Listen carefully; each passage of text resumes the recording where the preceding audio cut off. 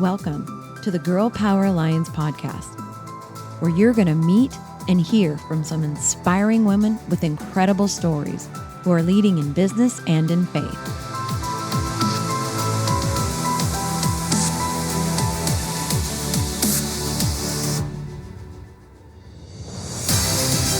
We are on a mission to impact the world by empowering women to dream bigger through kingdom-minded mentoring and leadership. This is where women grow. Okay, so we are recording now. I want to thank you all for getting on this episode and recording what it looks like and how we portray ourselves as not only women that are Black, but also women of faith. In this episode, we're going to be talking about our journey to where we are now when it comes to our faith, but also discussing how our faith is affecting our decisions, or I don't even want to say affecting, how our decisions are being filtered through our faith, using Nikki's words, for us to make the decisions with what's happening today in society and us moving forward and making an impact to be a part of the change, but also be the hope that the world does not have right now. So getting into this, I would love if each one of you share a little bit about when you realize in that moment that, yes, I believe in Jesus and this is like who I want to follow and this is how I want to move forward in life. Because for me, it did not start at a young age. Both my grandmothers or my parents, like both of my grandmothers, my parents' mothers, were very actively in the church. Like my parents are dragged into the church. Therefore, they rebelled. They had me and we did not go to church. I didn't start going to church until I was 17 and I started driving myself to church. And that's like where everything started for me. Kiara was actually my best friend in college, and looking at her living her life compared to how I grew up, let's just say I look back and I'm like, ooh, baby. You can tell I was not raised in church, but I am happy I found Jesus. Ain't we all? I look back on those days and I'm like, wow. And I don't think I've ever told Kiara this, but she was very impactful to me in that moment of really learning what it's like to lead a life, believing in Jesus, and how we just act differently, how we handle situations differently, and how we just move forward. So for me, I was 17 when I found Jesus, and that has been a 9-year journey for me now of really figuring out what that looks like and how I want to lead my life. And now I will give it to whoever want to popcorn and answer that question next. I can go. So I grew up in the church as well, from Arkansas, real country town, and just went to church all the time. And I just for me, church was, you go to church, you cry, you see people shout, pass out every now and then.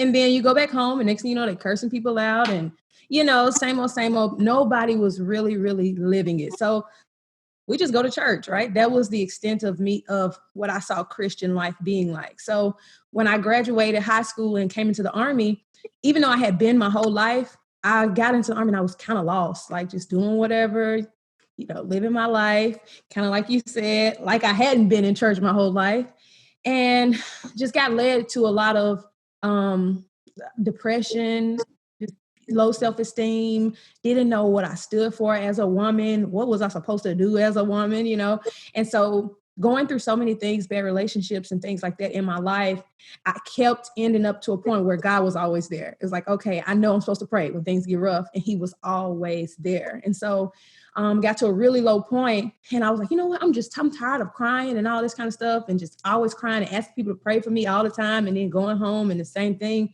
And that's when I started to, let me just take this stuff seriously. If I say that I'm going to believe in God the way I'm supposed to, let me read and actually do what he says do and see if this will make a difference in my life.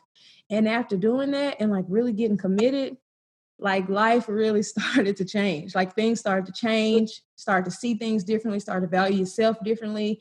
Relationships started getting better, had some standards for myself, started to, move up a little bit and it just kind of went from there. And I feel like from there, all the negative experiences that I had have now been able to be used as something positive to share with other people about how God brought me from that point to this point, because a lot of people come into the Army and they don't know God. But guess what? Some first class Kilgore is here living for Jesus, and I'm going to tell you about him because you're out here being 17 and don't know what you're doing with your life. So I'm going to share him with you, and it's been an amazing journey. And that's just kind of how I evolved into like really what I say now, really trying to live for Christ the way I'm supposed to. I love that. I remember them sergeants. I was in the Army for a bit. I remember. Yeah. Yeah. Yep.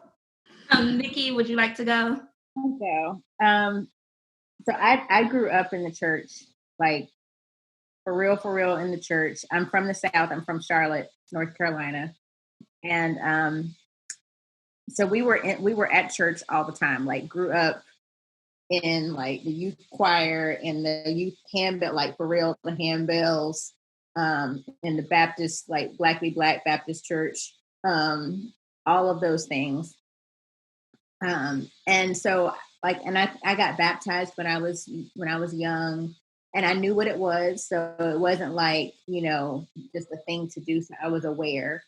But even still, like, I think I didn't really have like a full relationship with God until I was much older. Like, I would even venture to say probably in the last 5 to 7 years, like is when I would say I fully feel like I have been developing a relationship, like where I'm like, no, like me and Jesus, like we homies, like that's my dude, like, not to say like I didn't call on him, like when stuff was like, you call on him when stuff goes bad, like Jesus, I need your help, like, like you like, like the raise your hand kind of relationship, but not like the let me check in with him on like, Jesus, how do you want me to live?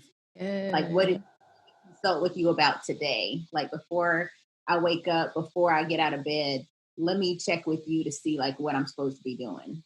Let me get my download from you. Like that didn't really start happening until the last maybe 5 to 7 years.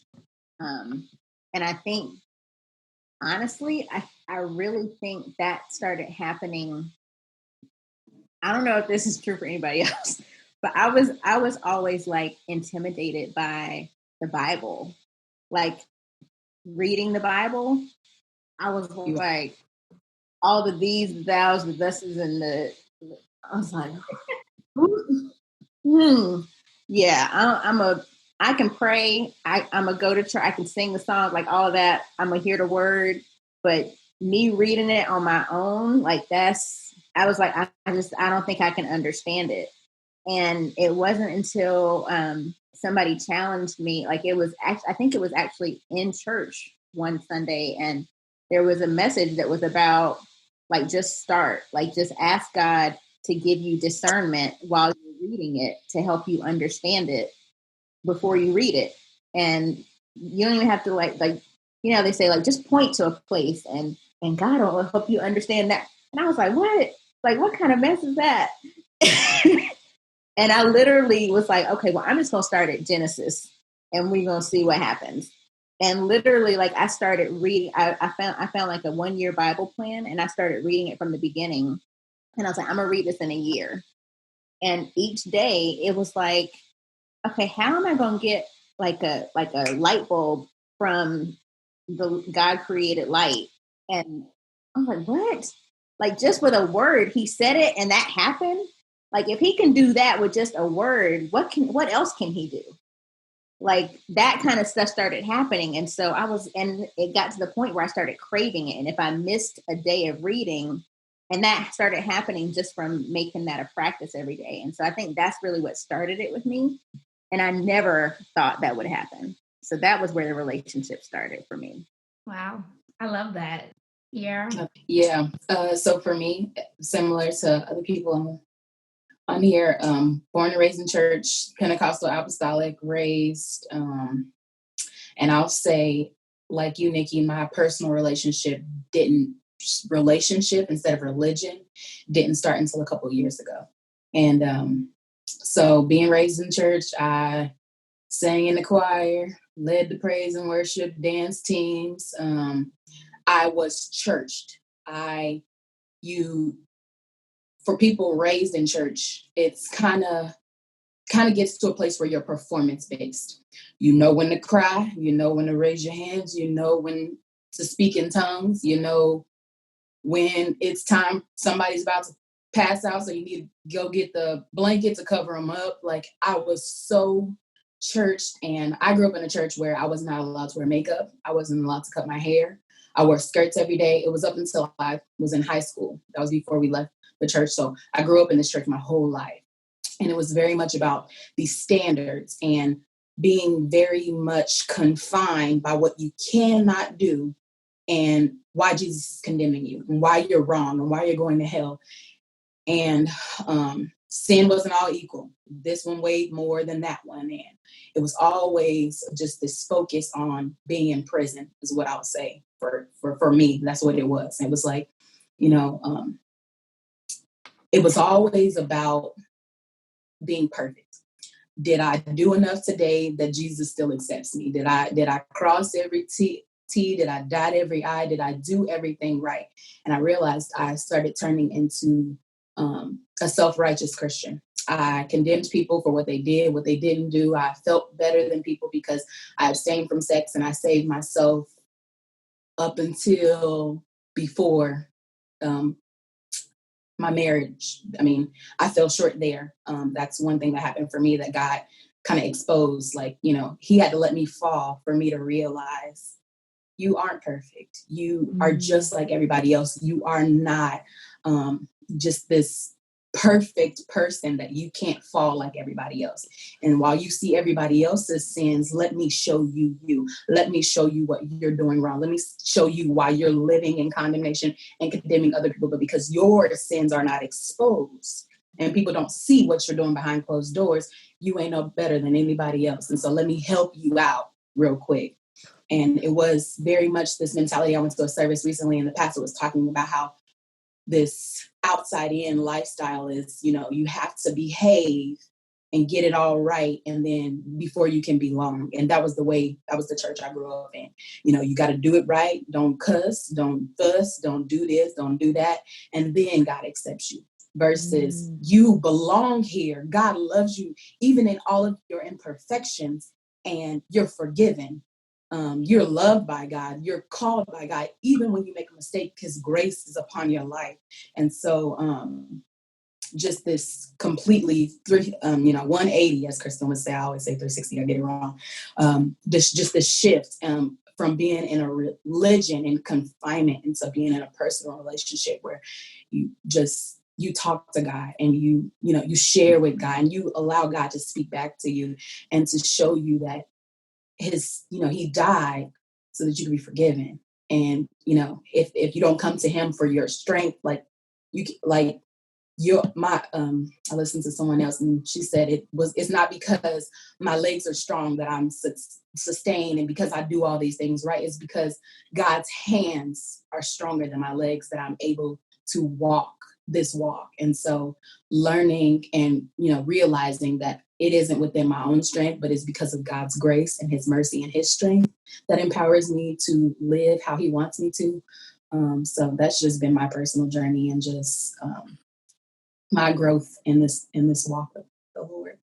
I'm available for a best friend, Kiara. If you're available for number 2 or whatever, I'm open. Whittney, listen, I was just telling Kristin the other day, I'm like, I don't have no friends here.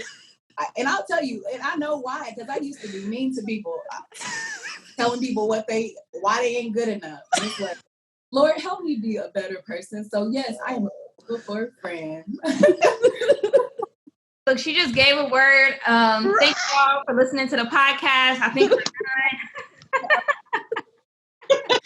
done. Drop mic. No, and I love it. And I think this is what cultivated our relationship, because when we were in college, let's just say I'm no stranger to dating apps. That's how I met my husband. And I'll be like, every time I see Kiara, I'll be like, hey, here's so-and-so. And she'd be looking at me. And it wasn't until I went off to the military myself that me and my husband's relationship we became like best friends. And then when we got married, that's when me and Kiara's relationship like really like blossomed. But it was always like, even though she grew up in a way where they were very, what I call restricted in how they could live based on like what she said, if Jesus is going to accept you because you do these things, she became an example for me for a little bit. And then I kind of realized that the example needed to be Jesus, that sometimes we tend to put people on pedestals so that when we fall, we end up feeling worse about ourselves because we're like, oh, if I was actually a believer, then I wouldn't go through this thing or I wouldn't have made that mistake. And that's what they are. They are mistakes. But I also realized that a lot of the stuff we go through is to get us to where we are. I do not think I would be a business owner. Like, business ownership is hard. It's like you have to have so many different roles in one, especially when you're starting off. That I feel like because I grew my relationship with God, that I became the Kristin that can handle being in business and can handle telling people no. I'm still working on it. We had that conversation today, but I'm way better than I used to be. I used to be a people pleaser. I used to be the type of person that like I wanted to do everything for that person so that they'll like me. And now I'm like, if you don't like me, that's fine. Jesus loves me. So you go and do what you need to do. And I think it's just beautiful to see how we all can have these different journeys with our faith, but we always end up coming back to who we're supposed to follow, who we're supposed to listen to, who we're supposed to filter our thoughts through and our movements through and deciding how we can move forward. And that kind of pivots us into, I feel like as a woman of faith, we live our lives in a completely different way that is not understood by the outsiders. And I'm not calling them outsiders as in like outsiders, but they technically are, like people who are not trying to live like the Bible says. Kiara knows this. I love the Proverbs 31 woman, and I want to become a 21st century version of a Proverbs 31 woman, but that requires a part of me to die. And I know that sounds dramatic, but I feel like if you have to become the person that God wants you to be, older versions of yourself have to die because they can't be brought forward. And I think that we struggle with that.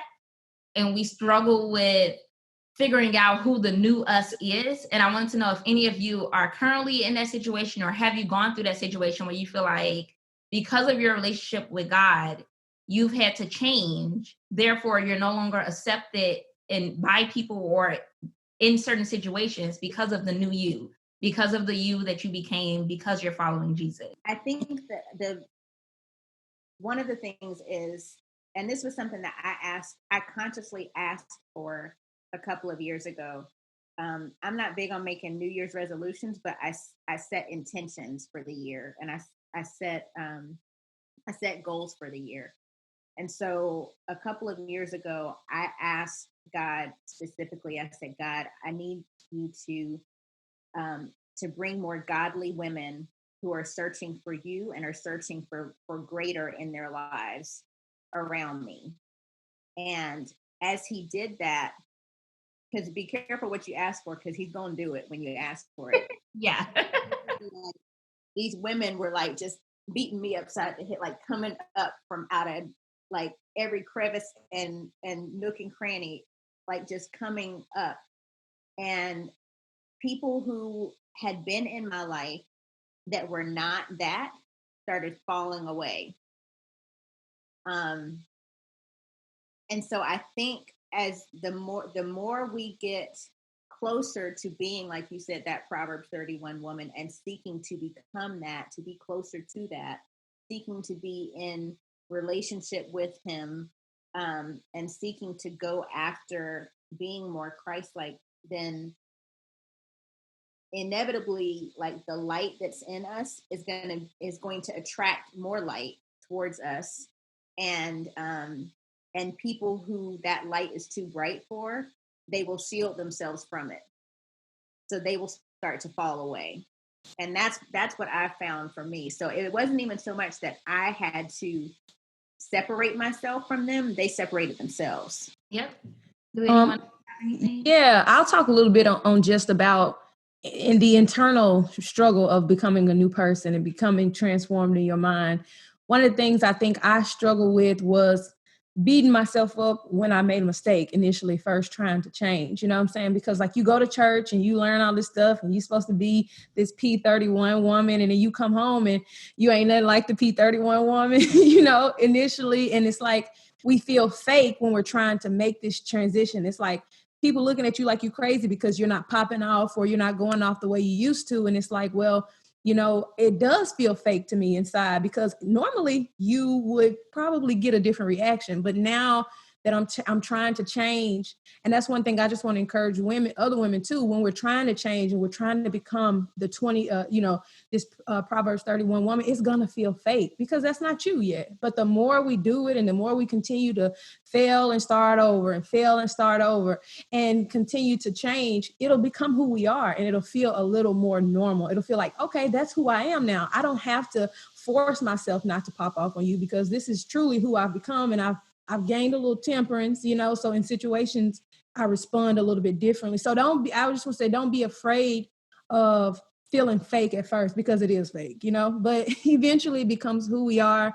And that's just a part of our growth and change, I think. I love that. Did you have anything you want to say about that, Kiara? No, I think we hit it. Yeah.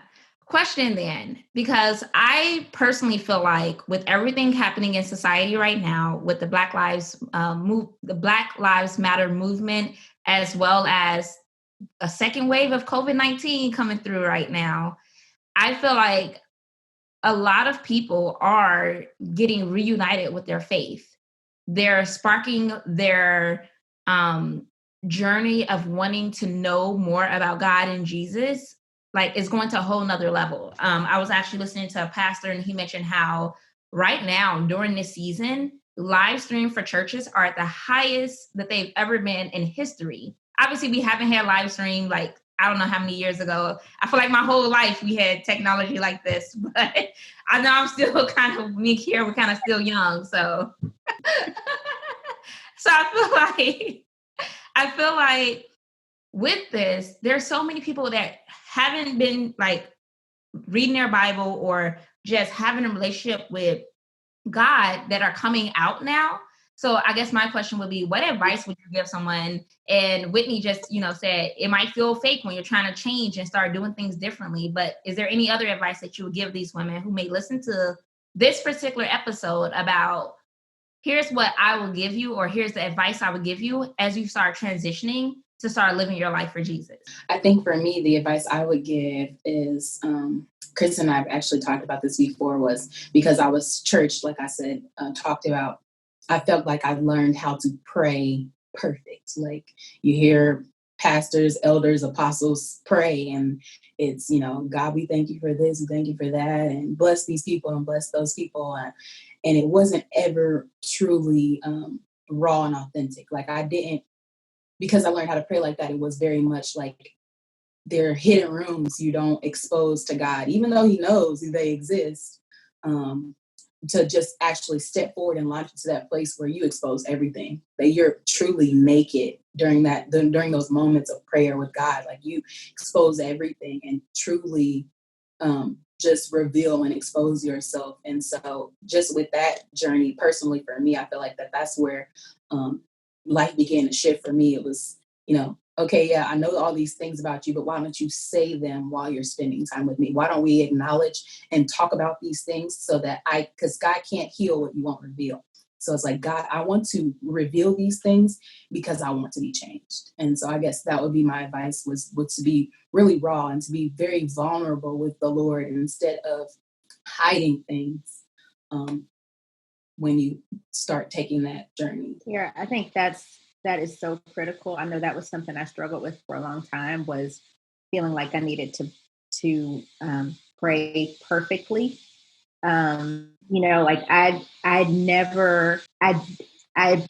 would pray like the Lord's Prayer, and it kind of I guess it kind of relates even to like the whole reading the Bible thing too. Like I never wanted to pray in public or pray, out loud for other people, unless it was like the Lord's Prayer or something like that, or say grace. because I never felt like I could pray as well as like an elder or like the deacons or the pastor, like those types of people. I wasn't saved enough to be praying like that, and so it wasn't until actually I got called into leadership at my church, and I was like, and they were pushing me to pray, and I got into community with other people who were praying imperfectly, and I was like, oh, okay. And I think that goes into what I was going to say as far as the advice is give yourself grace. If God can give us grace for our imperfections, why can't we give ourselves grace? He created us in his own image. He created us knowing that we were not perfect. The only perfect person is him and Jesus. And so like we were not meant to do it all right. We're going to mess up.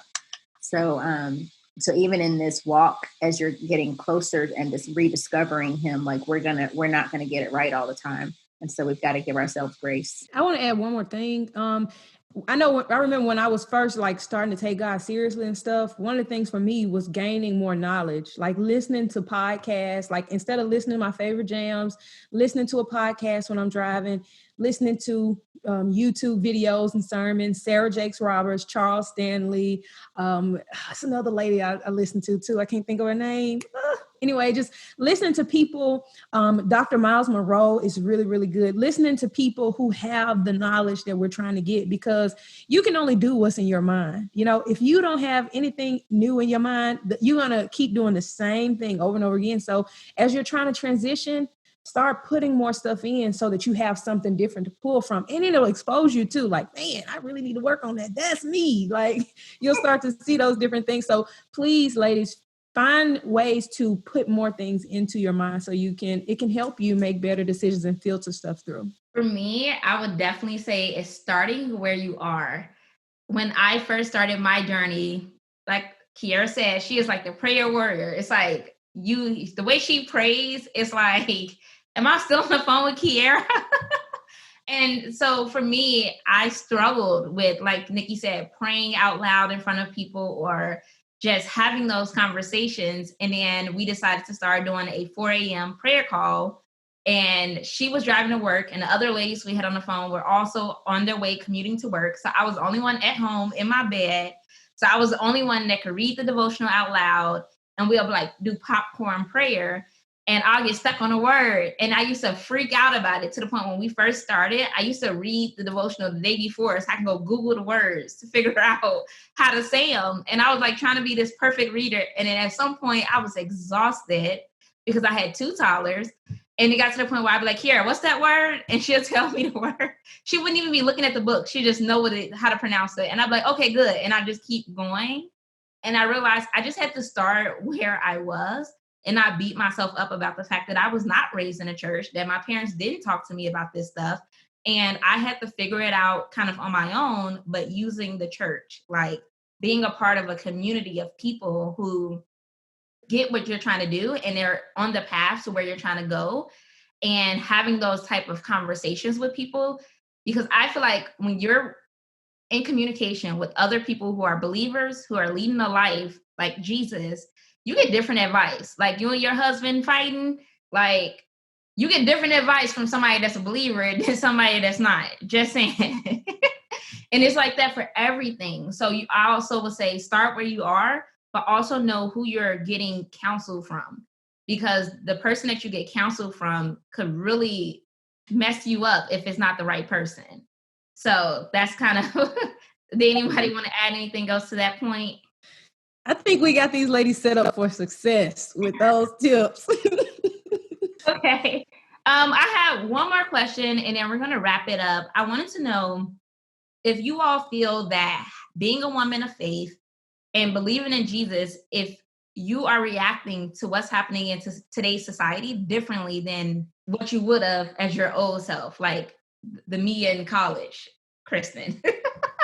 Like when it comes to the Black Lives Matter movement, COVID-19, just everything that's happening. And like, I've been seeing all these like memes and funny videos about like, we just need to throw 2020 away and just start like 2021 needs to come out of retirement or like come out quicker.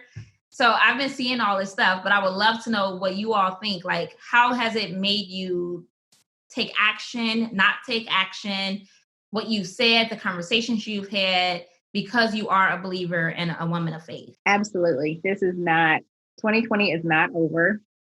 I pray Psalm 91 over myself and my family and over our world like every day. I have an 8-year-old daughter, and she had a moment last week where literally she froze in the car. We were getting out to go to the store, and she saw a police officer outside of the store, and she was like, "I don't want to get out of the car. I don't want us to die today." And she, literally, like, I started teaching her that day Psalms 91, and I think had I not been rooted in my faith, like, that was a moment where, like, again, I felt like this conflict of emotions, because the mama in me was like, my heart is breaking that my child is having to deal with this. The Black mama in me is angry that I'm having to deal with this with my 8-year-old. But the Christian mama in me, which is the filter that I have to put everything through first, was I need to equip my daughter and remind her who's got us and where, that we are protected no matter what. And so that was where I had to go to first. And so so for me, like, even when all of this COVID stuff started, I've been at peace, because I know that all of this is being worked out for our good. And I feel like God is in this. He's moving. Something is coming out of all of this. Even all the stuff that the cultural stuff we're going through right now, like so much stuff is moving right now that I can't be hopeless about it, and I talk to people all the time that are like, oh my gosh, like this is horrible. And it is that, when you look at there's so much on the news that is showing us the evil that's in the world. As Christians, we know there's evil in the world. Like that's not a surprise. But we know how to fight evil. We have, we know what to fight, how to go against that. And so that has been why I have not been discouraged, why I haven't been, I've had my moments, like when I watched that video, like it broke me down.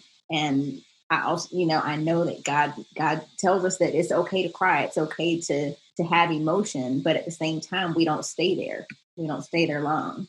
So for me, it's been a little bit different as well. I think I probably would have been a lot more vocal, a lot more angry, things like that. But I just haven't been, for a consistent while. Like I know what's going on, and it is very frustrating, and I understand what's going on. But I guess for me, it's more of like my son is 11, and I realized that it really hit him because he sees so much stuff on TikTok and things like that. And he, was like, Mom, well, what if I'm driving my car one day when I'm 16 and I reach for my hairbrush and somebody kills me? And this is his mind. Or we're riding. He's like, well, I can't wear a do-rag because I don't want to get shot. I don't want to. And this is him thinking out loud. And so I always just kind of dive in a little bit more. So when we hear those things, I've been being intentional about diving in and just kind of reassuring him that, Tyree, I don't want you to live in fear, even though a lot is going on. And that happened for some Black people, some Black men in the world.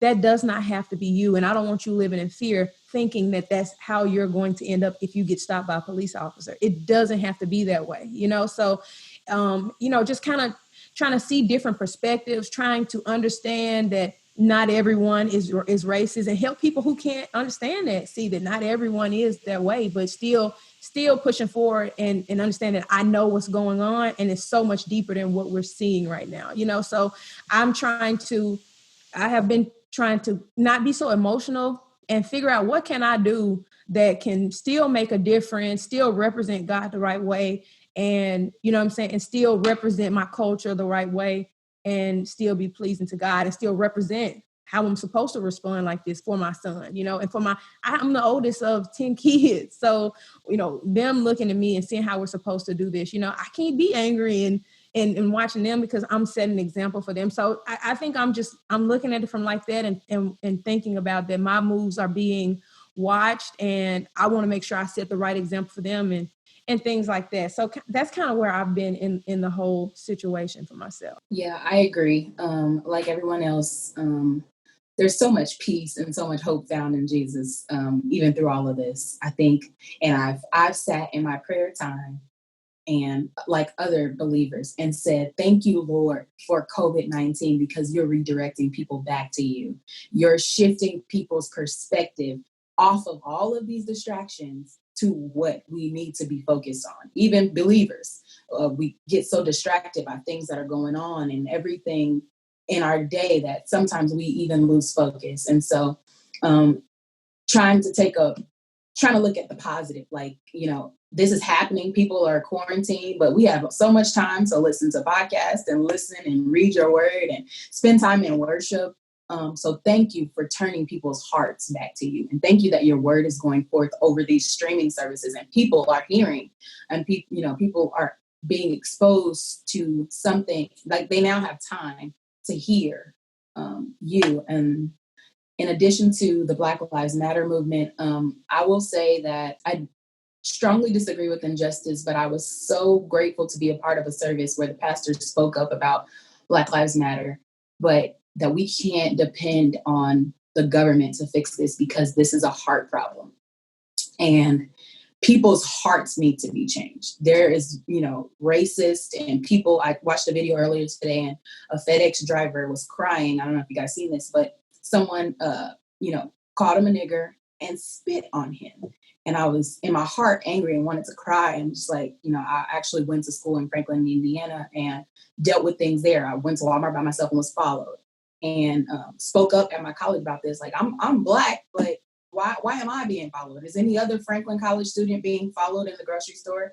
While you guys are following me, somebody else is stealing. And so I think in addition to being real with how I feel, I've been just asking the Lord to guide me because I did let fear grip me for a moment. My husband carries a gun, but he doesn't have a license yet. And so the idea of him driving, because he works night shift, and having that gun and him possibly even telling the officer that, I have a weapon, allowed to carry it legally, even without a license, in your glove compartment box.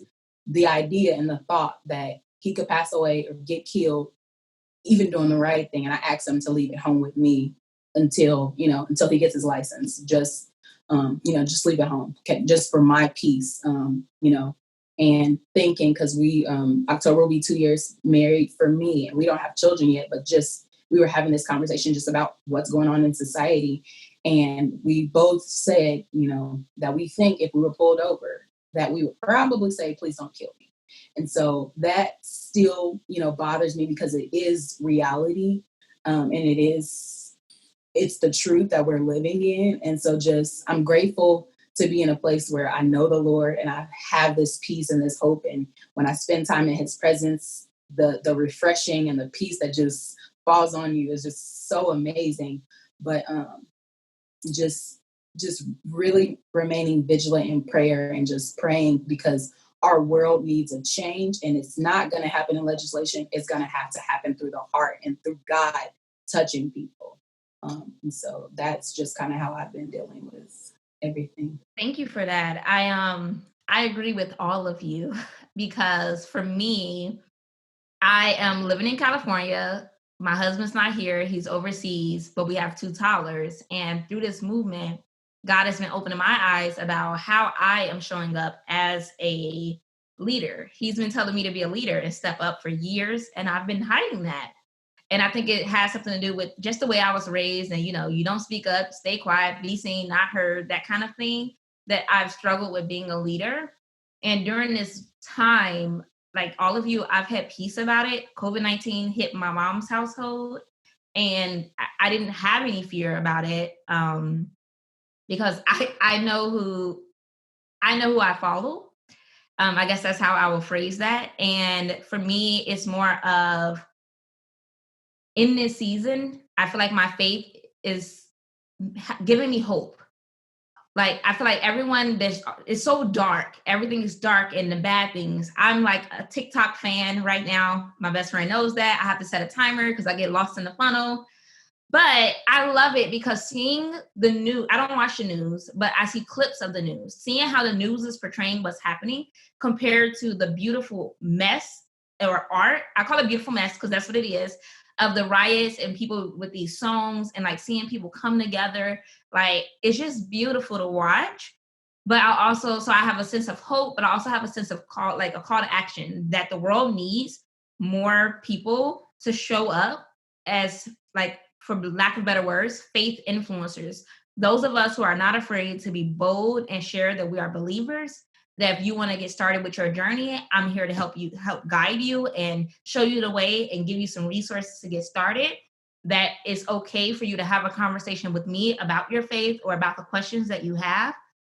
And I feel like the world needs more of that, because if you think about it, there's not many places or many conversations that you could really do that. It's like, I've been seeing this trend on TikTok where people are like asking people a question like, oh, do you do this? Oh yeah, I do that. Like, this kind of like trend. But I kind of also realized that it's been like that for far too long with our faith. It's like you're not sure if you're in a group of people, if you should bring up the fact that you believe in God because you don't know who you're sitting with. And I feel like this is the time for us to show up and answer that call to action, to be those people that if you're around Whittney, if you're around Nikki, if you're around Kiara or Kristin, you know that God might come up in a conversation and you know that they're going to end up speaking on that and give you advice or information from a biblical perspective. And that's how I've been kind of looking through and filtering all the information right now and answering the toddlers who, obviously, I told y'all that 30 minutes, they be on it.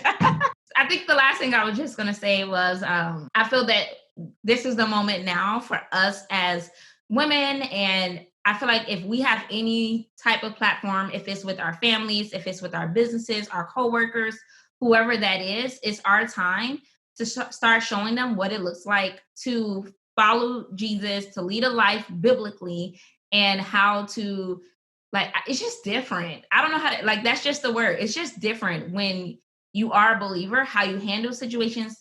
And all of us on this call agree that during this time, we've had peace. But that is not the message that has been shown to the masses right now. That is not the feeling that everyone is feeling. And I don't think it's only because we are believers, but I think it's a majority, a big piece of why we feel that feeling is because we know who got us, and we know that this is a time in history that we're all here to see. But I also think it's a time for us to step up and do what he's needing us to do and show people the way. So that was a long story short. Agree. Do anyone have anything else that they wanted to share or talk about before we end the episode? I was going to say that I have a Facebook group called Women Chasing Virtue, actually based off Proverbs 31. And it's just, we have weekly faith chat. So every Sunday at 7 p.m. Eastern, I do a Zoom meeting. I bring in another woman of faith to talk, or we had right now we're talking about the fruit of the spirit. So just trying to grow that community of women just can come and be real, evolve, and grow in God together. So it's called Women Chasing Virtue, and that's a resource as well if you want to just be surrounded by like-minded women and just learn how to keep it real about Jesus and how we're growing and becoming better. I love that. Nikki, Kiara, did you have anything you wanted to add? No, I just thank you for bringing us together. I really appreciate this opportunity to talk about this. And I don't think that there's enough of these types of conversations that happen. So thank you for this. Likewise, thank you for bringing us in. And I was just going to agree to your point about it's time for us to be the change and, just be bold in our faith. My dad is pretty active in the community. He works for an organization where he gets to do ministry full time. And recently he our city got looted and rioted. They destroyed downtown. Long story short, he decided to take young men down there to clean up the graffiti.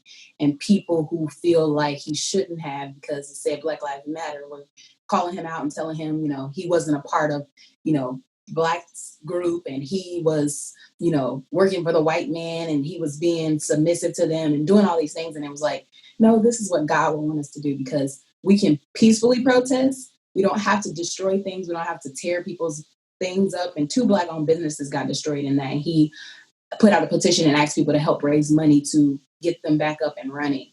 And last Saturday, we had a Unity in the Community block party on that street. They blocked off, a section of downtown, and we were able to just come together, dance, play basketball, laugh. And it was a true reflection of God.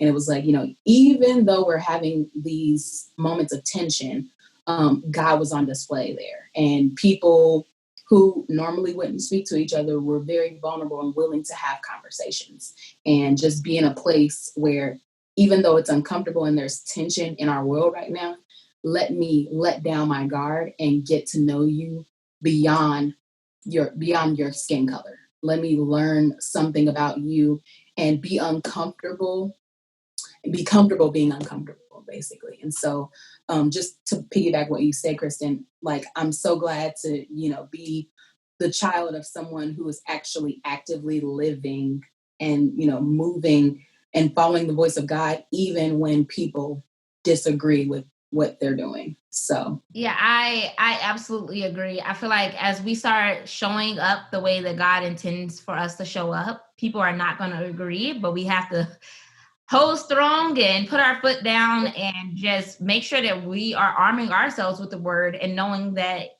God is who we're doing it for, not to please man. And then with that, these conversations do need to happen more. And that's actually what we want to do with GPA, with launching this series, where every July and February, we want it to be conversations like this. For this particular segment, is going to be of African-American women who, because it's just a different experience. And we're hopefully going to be able to start bringing in more women over time. But really sharing what it's like as we're starting to dedicate the months of July and February to women of color, Black women, whatever term that, I know everyone has a different term that they want to be referred to be featured, because the time is now and we have to get started and we have to take action, because in my heart of hearts, I feel like this is what God wants us to do in this time. Everyone is negative, but we are the voice of hope. We are the voice that there's something better coming. And I think of it all the time. Like I was telling Kiara that I'm creating an alter ego, and my alter ego's name is Noah, because I love how he built that freaking ark. And I know I just said freaking. I'm working on it. That's my version of a guy lead. It's all right. He built this ark when even his family didn't understand, but he knew that God wanted something done so that he could save mankind. And I feel like that's where we are right now. Like, there's something that we can't see that's the bigger picture, and it's not meant for us to see, but we're supposed to take action and do the things that we're supposed to do, regardless of what other people think. So with that, thank you all for getting on this episode, and I'm excited for us to have more conversations like this in the future. And that is it. I'm going to go ahead and stop the recording. Wow, what a powerful podcast. I hope you were as moved as I was by listening to this really vulnerable, authentic conversation with some powerful women of God who really are out there making a difference. So thank you to each one of you. And if you weren't already aware, head over to the Girl Power Alliance social media pages, because we've got some really special stuff going on for the entire month of July, specifically for women of color. We are doing some giveaways, membership giveaways, and we are really highlighting the voices of some amazing women that are out there in the world who love Jesus and who want to share that hope. So thank you to each of you women for being part of this really important conversation during this time, and for being a part of Girl Power Alliance. This is where women grow.